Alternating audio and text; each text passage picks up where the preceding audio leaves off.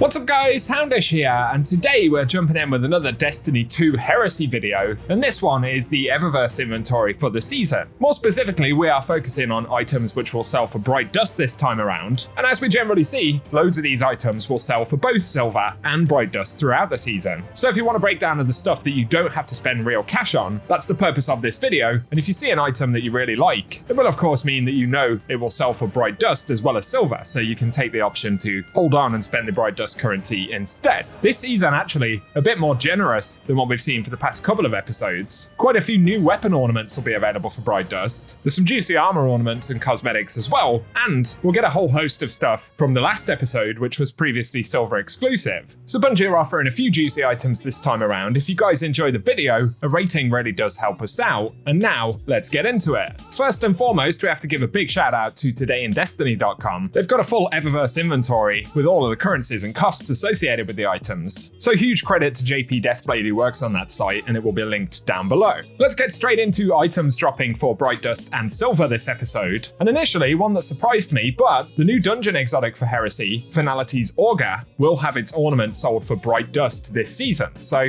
we can see there's the option of 700 Silver or 1250 Bright Dust. I can't say at this precise moment exactly when it will come up for either of those currencies, but if you want to pick it up without spending Silver, it will show up for Bright Dust at some point in the episode. Other new exotic ornaments, which will sell for Bright Dust though, and we've got the Overgrown ornament for Outbreak Perfected. Again, it'll be 700 Silver or 1250 Bright Dust when it shows up for that currency in the store. And the same costs will apply to the Fatal Howl ornament for Dead Messenger. That's quite a nice new one. Plus we have the Strider's Pinion, which is a new ornament for Vigilance Wing. The High Rolling Lowlife ornament for Malfeasance. That's been for sale for Silver in the first week of the episode, but it will sell for Bright Dust as well. And finally, for new things at least, we have the Death ornament for Cerberus +1. That's a lot more weapon ornaments than what we've seen for Bright Dust in other recent episodes, so Bungie showing us a little bit of love on that front. On to other cosmetics though, we have the Tagged Shell Exotic Ghost. This will sell as part of a Silver bundle, but can also be purchased individually for Silver or 2850 Bright Dust. On the most part, we'll see the same costs for the Exotic Ghost shells, so there's the Modded Shell as well. Then we have the Shatter Shell, clearly a new Stasis themed one, and the Network Shell, obviously Vex Network inspired, which is cool. And finally, there is the Lumen Shell as well, so all of those are going to be available for Bright Dust during the episode. On to exotic sparrows though, we have the Gatecrasher up first. Again, it will sell in a bundle or for 800 Silver, and the third option is 2500 Bright Dust. Next up though, we have the Crimson Rocket Exotic Sparrow. Same costs will apply to this one. And then the Slipstream Stinger, which is a Stasis themed Exotic Sparrow. But additionally, we have the Rotor Engine, which is a rather unique looking thing, as well as the Conflux Runner, so more Vex Network inspired things. And finally, for the vehicles, we've got exotic ships, and there's the Mural 04. That will sell for 800 Silver or 2000 Bright Dust. Then we get the Stasis Exotic Ship, which is the Glacier Inevitable, Partition Recoil, which again is a Vex Network themed one, and the Diamagnetic Hover Exotic Ship, all selling for the same cost options this season.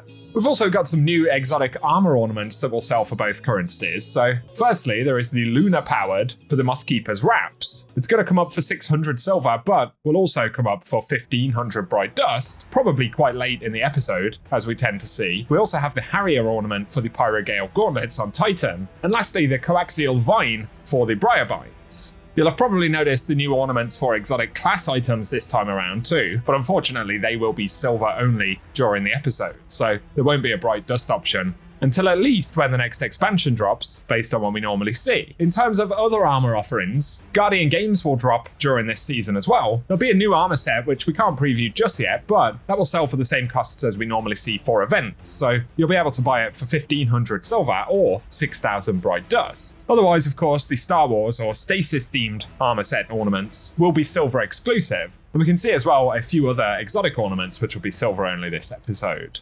But for other new cosmetic items for Heresy, firstly we have the Group Photo Multiplayer emote. This will sell for 1200 Silver and 4250 Bright Dust. The same costs will apply to the Rising Star Dance Multiplayer emote and the Zoning Out Multiplayer emote.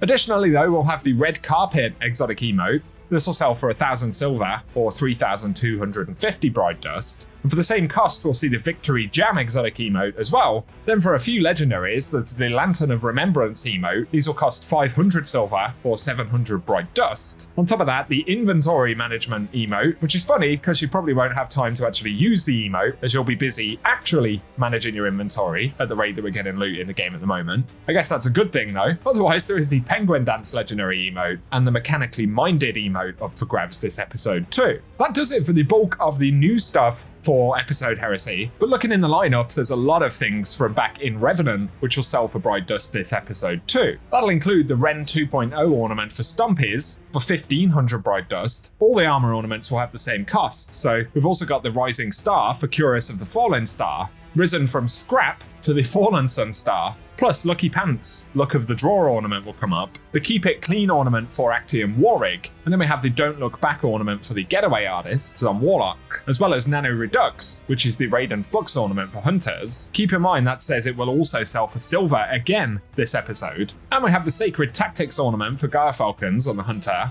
the 4 Redemption ornament, the one with the giant dustbin lid, for the Second Chance on Titans, plus there's the terrifying Cenotaph Mask ornament, the Hermetic Hood.